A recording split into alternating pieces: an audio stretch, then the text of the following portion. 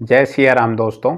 आज की इस वीडियो में हम बात करने वाले हैं Chamunda electricals IPO and can enterprises IPO के बारे में। दोनों ही कंपनियां क्या बिजनेस करती है, उनके फाइनेंशियल्स कैसे हैं, कौन सी कंपनी के फाइनेंशियल एक दूसरे से बेटर हैं, दोनों कंपनियों का लेटेस्ट ग्रे मार्केट प्रीमियम क्या चल रहा है, कितने करोड़ रुपए का वो इशू साइज लेके आई है, उनका प्राइस बैंड क्या रखा है, किस आईपीओ में हमें अप्लाई करना चाहिए, किसको अवॉइड करना चाहिए और कौन सा आईपीओ हमें ज़्यादा लिस्टिंग इन बना के दे सकता है। ये सारी ही बातें मैं इस वीडियो में कवर करूंगा, तो लास्ट तक वीडियो को जरूर देखिएगा। तो अगर हम सबसे पहले कंपनी के बिजनेस की बात करें तो सबसे पहले अगर मैं चामुंडा इलेक्ट्रिकल्स लिमिटेड कंपनी के आईपीओ की बात करूं तो इसकी जो स्थापना है 2013 में हुई थी। मतलब 11 से 12 साल पुरानी यह कंपनी है और कंपनी का जो मेनली बिजनेस है वो सब स्टेशंस का सेटअप ये कंपनी करके देती है। मतलब कि बिजली घर हम जिनको बोलते हैं उनको हम सब स्टेशंस बोलते हैं। उनका ये कंपनी उनकी टेस्टिंग, मेंटेनेंस और कमीशनिंग का पूरा काम ये कंपनी खुद से करती है। साथ ही कंपनी का 1.5 मेगावाट का सोलर जनरेशन का प्लांट भी है। उससे कंपनी अपनी जो एनर्जी है वो जनरेट करती है और उसको बेच के कंपनी अपना रिवेन्यू जनरेट करती है। तो मेनली इन्हीं दो तरीकों से कंपनी का जो रिवेन्यू है वो जनरेट होता है। इसके अगेंस्ट में अगर हम कैन एंटरप्राइजेज आईपीओ की बात करें तो इस कंपनी की जो स्थापना है 1998 में हुई थी। मतलब 26 साल पुरानी ये कंपनी नजर आ रही है और ये कंपनी टेक्सटाइल सेक्टर्स में काम करती हुई नजर आ रही है। फैब्रिक्स बनाने का कंपनी काम करती है। वेरियस टाइप ऑफ फैब्रिक्स ये कंपनी बनाती है जो mainly various type of industries में यूज होते हैं। जो हमारे apparels items, industrial, technical, shirting and home furnishing के जो आइटम्स होते हैं वहाँ पे ये यूज होते हैं। मेनली इसके प्रोडक्ट पोर्टफोलियो में अगर हम देखें तो जो भी हमारे अपीयरल्स आइटम्स हो गए, लेडीज के वियर आइटम हो गए, अपर शूज हो गए, bags, cargo pants and other home textile items हो गए, कंपनी के फैब्रिक से बनाए जाते हैं। तो दोनों कंपनी का जो बिजनेस मॉडल है वो ठीक ठाक नजर आ रहा है। तो इन दोनों कंपनी अगर फाइनेंशियल देखें तो चामुंडा इलेक्ट्रिकल्स कंपनी की अगर हम सबसे पहले बात करें तो इस कंपनी का जो रिवेन्यू 2022 में 11.3 करोड़ के आसपास था, जो बढ़ के 20 करोड़ के आसपास हो चुका है 2024 में।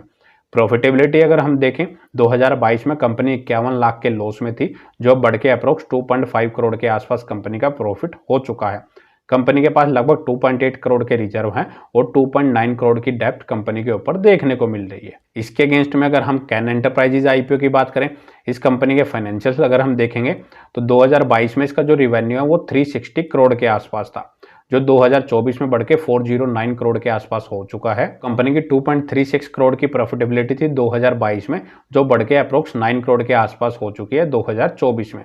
36 करोड़ के कंपनी के पास रिजर्व हैं और 43 करोड़ की डेप्ट कंपनी के ऊपर नजर आ रही है।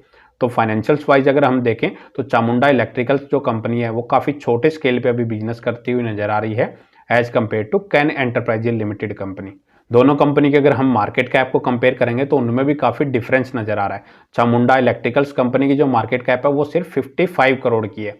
वहीं कैन एंटरप्राइजेज कंपनी की जो मार्केट कैप है वो अप्रोक्स 231 करोड़ की है। तो आप समझ सकते हैं दोनों कंपनियों में कितना डिफरेंस है। और डेब्ट टू इक्विटी रेशियो अगर हम देखें तो चामुंडा इलेक्ट्रिकल्स कंपनी का जो डेब्ट टू इक्विटी रेशियो है 0.8 के आसपास का है। वहीं कैन एंटरप्राइजेज आईपीओ की बात करें, इसका जो डेब्ट टू इक्विटी रेशियो है 0.09 का है। दोनों लगभग 15 या 16 के मल्टीपल पीई पे अपने आईपीओ को लेके आ रहे हैं। अर्निंग्स भी दोनों के आसपास ही नजर आ रही है, तो वैल्यूएशन वाइज दोनों रीजनेबल ही लग रहे हैं। के बाद अगर हम दोनों आईपीओ की डेट्स और इशू साइज की बात करते हैं, चामुंडा इलेक्ट्रिकल कंपनी का जो आईपीओ आज 4 जनवरी से खुल चुका है और 6 जनवरी के दिन क्लोज होगा। वहीं इसका जो प्राइस बैंड है 47 टू 50 रुपीज पर शेयर इसका प्राइस बैंड रखा गया है। पर लॉट कंपनी आपको लगभग 3000 शेयर यहाँ पे ऑफर कर रही है।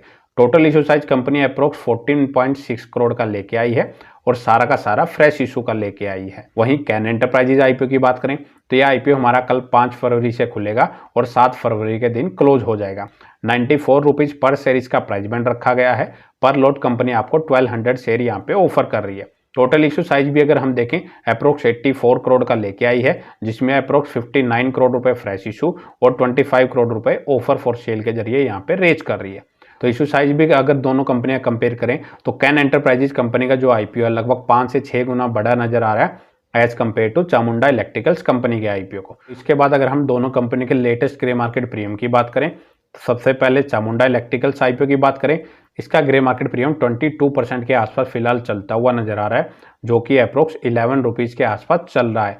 पर लॉट कंपनी आपको 3000 शेयर यहाँ पे ऑफर कर रही है, तो पर लॉट आपको ये लगभग 33,000 रुपीज़ का प्रॉफिट बना के दे सकता है। और कैन एंटरप्राइजेज आईपीओ के ग्रे मार्केट प्रीमियम की बात करें तो इसका ग्रे मार्केट प्रीमियम अभी तक ओपन नहीं हुआ है। 0 रुपए पे ही इसका जो ग्रे मार्केट प्रीमियम वो फिलहाल ट्रेड कर रहा है। तो दोनों ही आईपीओ को अगर हम कंपेयर करें तो अगर मैं सेल्स की ग्रोथ वाइज अगर हम देखूं तो चामुंडा इलेक्ट्रिकल्स कंपनी के आईपीओ की जो पिछले 3 साल की जो सेल्स ग्रोथ रही है वो काफ़ी बेटर रही है। लेकिन यह एक काफ़ी छोटी कंपनी है, इसकी 55 करोड़ की सिर्फ मार्केट कैप है। छोटे स्केल पर ही कंपनी बिजनेस करती हुई नजर आ रही है। अप्रोक्स 20 करोड़ के आसपास की कंपनी की जो एनुअल सेल है फिलहाल। इसके अगेंस्ट में अगर हम कैन एंटरप्राइजेज आईपीओ की बात करें तो अप्रोक्स 4 से 5 गुना बड़ी ये कंपनी नजर आ रही है। उसके फाइनेंशियल्स भी ठीक ठाक ही नजर आ रहे हैं। लेकिन अगर ग्रे मार्केट प्रीमियम के अकॉर्डिंग डिमांड देखेंगे तो चामुंडा इलेक्ट्रिकल्स कंपनी के आईपीओ की जो डिमांड है वो काफ़ी ज़्यादा चलती हुई नजर आ रही है।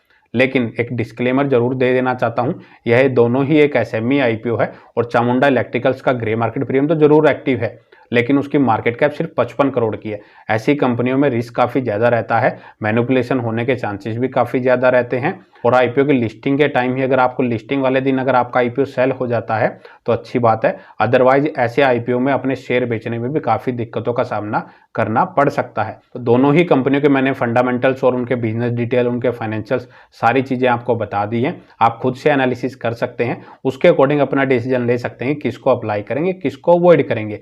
और अप्लाई करेंगे तो लिस्टिंग गेन के लिए करेंगे या लॉन्ग टर्म के लिए। जो भी अपना डिसीजन ले पहले खुद से रिस्क एनालिसिस करके ही चलें, उसके बाद ही अपना कोई डिसीजन लें। तो इस वीडियो में इतना ही। अगर आपको वीडियो अच्छी लगे तो वीडियो को लाइक करें और चैनल को सब्सक्राइब करना ना भूलें।